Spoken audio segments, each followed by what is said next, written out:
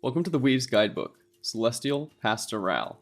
I'll be covering everything you need to know to take on Weaves 2, 42, 82, and 122. This includes the spawns that occur throughout the map, as well as the strategies my group used to deal with said spawns. If you'd like more general tips on completing high-level Weaves, refer to my Weaves Guidebook and introduction video, linked in the description below. Let's get started. This weave ups the difficulty pretty drastically if you're trying to play through weaves with a small group. About every 30 seconds, a small beastman horde will spawn. This isn't particularly difficult, but can make things a little messy if you're caught off guard. Once you make it into the first field in Pastorale, a hook rat, 2 assassins, and a leech will spawn. There will be a delay, and 2 more assassins and a ratling will spawn. Be careful, as the spawns throughout this field can get muddy. There aren't clear indicators for many of the spawn lines, and you may accidentally trigger more spawns than you intended. Further down the field, there is a spawn with 2 hook rats, and even further, there will be another trigger that spawns another hook rat. Before you reach the entryway to the next area, another assassin, another hook rat, and another leech will spawn, along with some berserkers. Like I said, it is very easy to trigger many of these spawns together on accident, so be mindful that you may be dealing with a great load of disablers all at once. Once you've cleared all the way through the field into the next area with the hill, the worst is behind you. From here on out, you will have to handle some bannermen and bestigors at the top of the hill, along with 3 rattlings and a warp fire thrower as you begin to crest it completely. There will also be a series of gas rats that spawn as you move through the valley. You are also likely to encounter a stormer, another ratling, and some archers. Once you reach the bottom of the hill, heading into the final area is when things become difficult again. As you head up this hill, you will trigger 2 leeches, 2 assassins, and a hook rat. There will also be a blight stormer spawn that can really slow your progress if you're not going fast enough, as he is enough to block off the entire path. The portal is found behind the barn house at the end of the map. The final battle has a storm fiend, a ratling, a warp fire thrower, and 5 plague monks that you'll have to worry about. Once the ratling and warp fire thrower are dealt with, you can pretty safely kite around the map, either fighting as a group or letting the storm fiend clear everything for you. Because this map has so many disablers, combined with a fairly constant stream of pesky beastmen, it's absolutely necessary to fight as a group. If done out in the fields of Pastorale, with enemies that can deal such high damage to you, you'll frequently find yourselves in situations where trying to save someone who is disabled leads to your death anyway. So what do? To deal with this issue, we found it extremely helpful to hide in houses.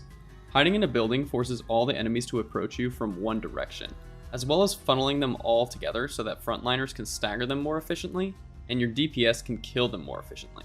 In some places, this has the added benefit of breaking the assassin's pathing, so that they only have to be dealt with after everything else has been killed.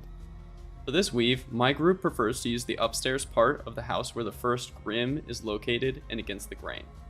In here, there is ample room to maneuver if things start going awry. The assassins usually completely ignore you, and enemies only have one small door they can come through. Do be aware that there is a spawn that will come from behind every 30 seconds or so, as part of the ongoing spawns, so make sure someone is frequently checking behind. Also, if you're going to be facing hordes head-on like this while there are hook rats on the map, be ready for the frontliners to be hooked. To best deal with this, make sure to bring a couple classes with good stagger ults in order to free whoever got hooked before they take any hits. Battle Wizard and Ranger Vet were favorites during my climb, but any class that can stagger a monster on ult will work well for this. Another benefit of hiding in this room is the ability to stack lightning strikes. This will make it so that no one in the party has to take damage, as well as optimize the amount of damage done to the enemies. When the lightning symbol appears, make sure to all crowd the door. Once it locks in, you can all back up and watch the lightning demolish everything for you. This makes re-establishing your position afterwards fairly easy, as all the enemies are either dead or staggered. Once you've cleared everything out using this strategy, it should be safe to venture out and clear out the assassins. My group focused on having the spawner trigger as many spawns as we felt comfortable handling at once, and repeated this strategy until we'd cleared out all the disabler spawns. As the objective of this weave is just to kill, and the ongoing spawns occur so frequently, it is weirdly viable to simply clear out the disablers and spend the rest of the time killing the ongoing spawns. This will get the portal open and present an opportunity to sprint through the rest of the map to the end, without handling the rest of the spawn triggers. I would suggest giving the speed pot to your fastest class. Handmaiden is my pick, but Immortal Zealot and Battle Wizard can also work very well. There's a speed pot in the house, as well as another next to the tree in the center of the map. For a more extensive guide of potion locations, check out the Steam guide made by John, linked in the description below. You can run as a group, and it is definitely possible to get everyone to the portal if you have a lot of confident players who are good at dodging specials. If this is not the case, you can approach it one of two ways. Send the sprinter out alone, then, when they get to the bottom of the hill, have them chug the speed pot and bolt to the top as fast as they can. They'll likely have to dodge the leeches, but that can be done easily enough with the sound cues. When you chug the speed pot is very important. You can see in the video I chug it far too early, and it makes the end more difficult for me. If the sprinter happens not to make it, have the party still camping together near the back of the map, so that they can stay safe together and safely res the sprinter to try again. If your party is running low on time, it may be more prudent to run together and clear the specials as you go, while accepting that many of you will not make it. It only matters that one does. If the sprinter makes it into the portal, and you are nowhere nearby, get the rest of the party to commit suicide in order to save time for the final battle, although it isn't greatly important this time around.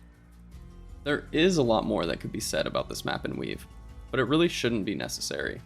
If you follow these tips and find you're still struggling with the Weave, consider watching the introduction video, which will have some good tips you can use, or reaching out to me or any other number of players in the Ranked Weaves Discord.